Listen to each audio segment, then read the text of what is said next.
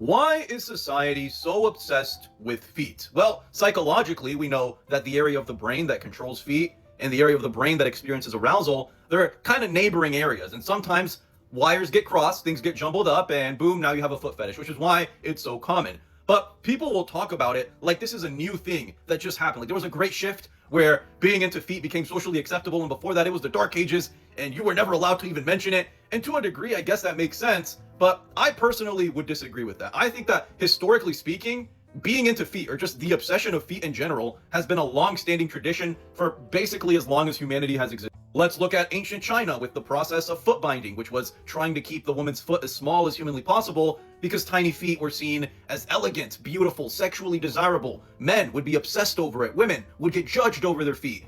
And it was low-key rooted in pedophilia, but it's yet another example of humanity's obsession for feet. If you look at traditional Indian culture, touching an elder's feet is supposed to transfer wisdom and blessings onto the individual, and this is less so a sexual thing, but it's just yet another example of feet being held in a high regard culturally. Greek art would very meticulously focus on sculpting feet correctly. Greek philosophers would write about bodily harmony and the correct proportions, and feet were a part of that equation. They were also deemed as very important. Even when you try to get rid of feet entirely and make sure no one can see them, it just strengthens people's obsession and fixation with them. What's an example of this? Well, let's look at Victorian Europe, back when showing your ankles was enough for a woman to get publicly executed and skinned alive, and everyone would call her a whore. The point being, when you're trying to suppress a certain body part or just encourage purity culture in general, it's only gonna make people more horny for.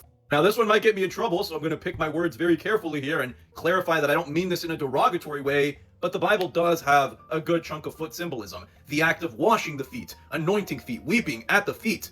What do all of these things have in common? They are acts of devotion and submission. And those rituals are not that far off from intimacy. Ergo, they do contribute to the foot obsession. I think foot fetishes are just one of those things that are constantly there in the background, but it comes in waves. Like sometimes it gets really popular and then unpopular and then really popular and then unpopular, but it's always there in the background. Right now, we're currently in a period that is a big spike, very popular. And I would wager that 5 to 10 years from now, it's going to be unpopular. Or I could be wrong, but I'm not into that. So I want to